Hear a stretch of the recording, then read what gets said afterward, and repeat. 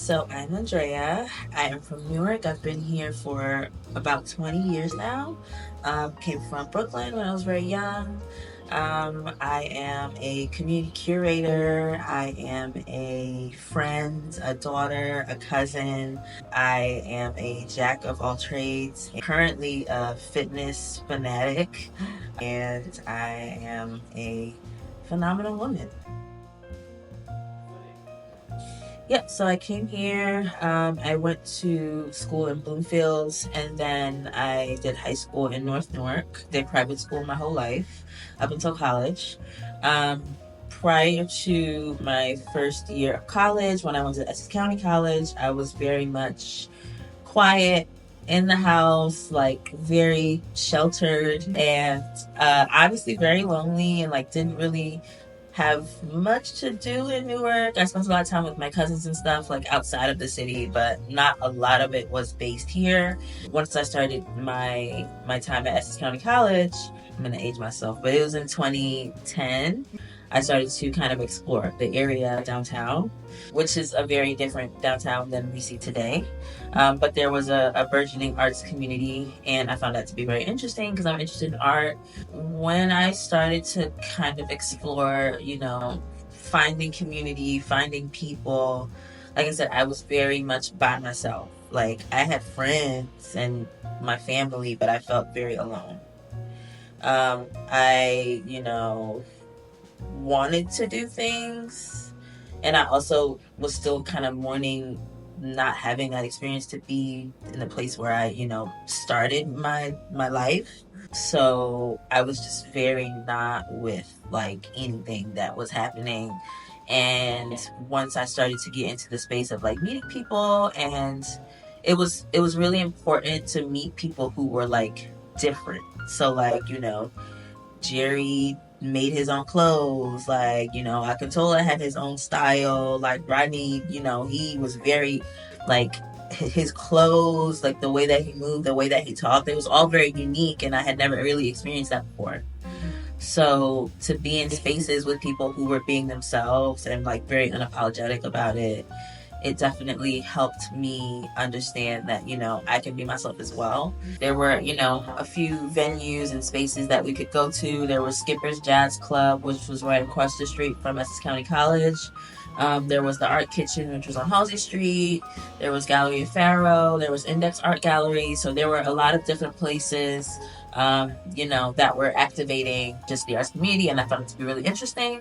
There were a lot of interesting people as well, like Akintola Hani from High Side, Rodney Gilbert, Jerry Gant. A lot of those artists were around, and I was just like, oh, this is mad cool. Like, I wish that I had found these people when I first got here because I would have felt a lot more comfortable, being in the space. So I knew I wanted to do business in high school. I was not very keen on authority, like, from very young. Um, did Essex for 2 years, graduated with my degree in business administration. And then I went to Rutgers Business School after graduating, and I graduated from there in 2015.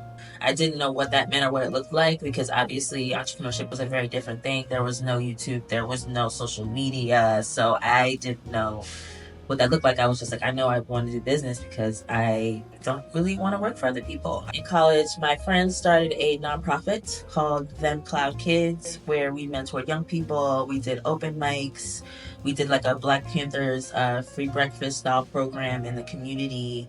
We did a 30 under 30 awards show to honor our friends and associates and community members. And then from there, while I was still in school, I started a internship at a local nonprofit, and I worked with entrepreneurs and business owners in New York and New Jersey. And so I kind of was at the intersection of the nonprofit world and the business world. And that's, how I eventually decided to combine the two, purpose based and, money based. Yeah, so the first co working space I ran was actually in 2015, I believe. And probably one of the first ones that had been here in Newark, in 550 Broad Street. Internship that I started when I was in college that I ended up getting a job at as a program coordinator, I think I was.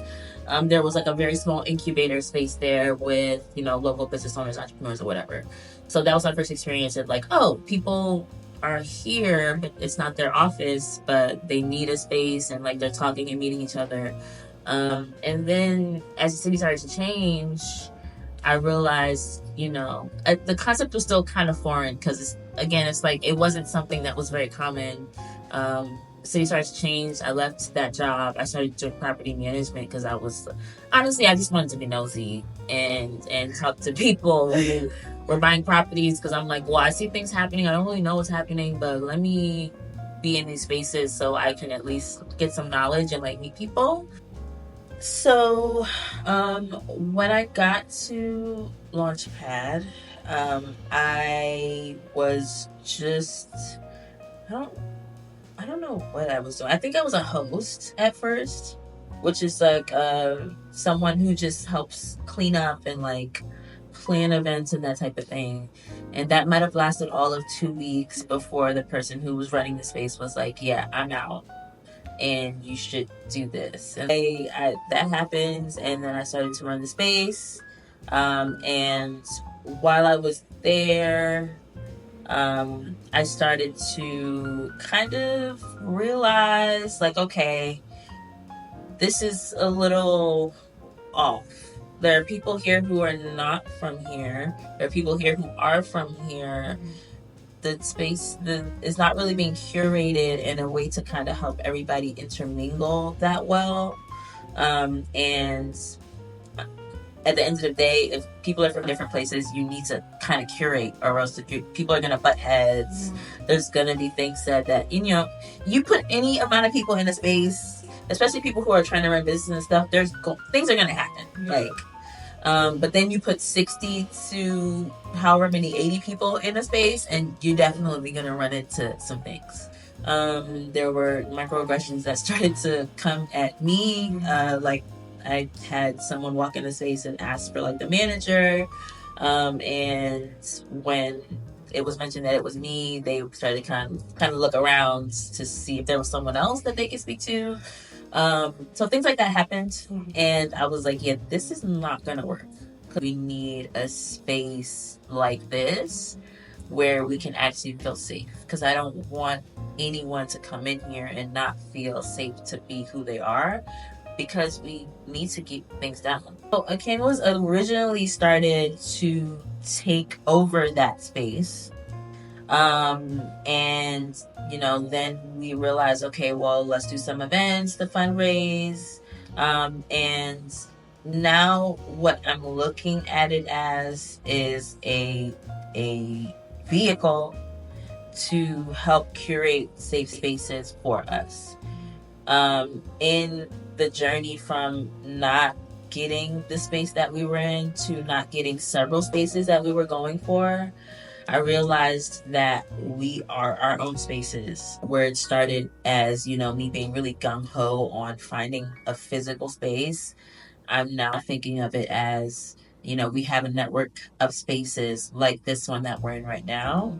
How can we help curate safe spaces for us to be ourselves wherever we are? So that in communities like this that are changing, we can continue to do the things that we want to do, like the supper clubs and the happy hours and the DJ sets and all that, and not have to worry about, getting kicked out or whatever. The supper club is a Rooted Supper Club series. It was started by one of our community members, Joseph Sirmore, who is a photographer. He's a vegan chef at Rutgers Newark. He's, one of our beloved community members. And he started doing it, I believe, last year. And then he called and said, hey, you want to collaborate on this? Bring it to Newark and kind of curate a bigger community for us. Because he also had a space in Patterson, and he also had lost his space as well. So we are doing a monthly vegan supper club series where we, invite folks to come to the table. It's all vegan, healthy food that he's making, very delicious food, might I add.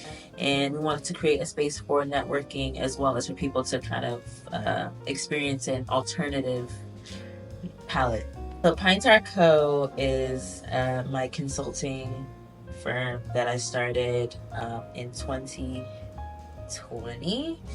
As a result of COVID and me losing my job, I was like, hey, might as well start my own business. It started as consulting and kind of coaching small business owners, local artists, and creatives. Now I do economic development consulting and community engagement consulting. So larger organizations or nonprofits come to me and they say, hey, we have this huge project we're working on, and we want to make sure that we are tapping into the community members. We want to make sure that they know what's happening. We want to make sure that their voices are heard. And I say, okay, let's do it. I can help you figure this out. So whether that's, a grant or some sort of event or a workshop or a focus group, that's what Pine Tar Co is for. Yeah, I mostly do. So I do a combination of things: strategic planning.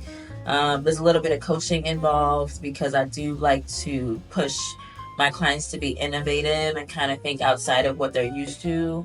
A lot of institutions tend to kind of stick to a certain, mindset or a box or institutional thinking is what we call it.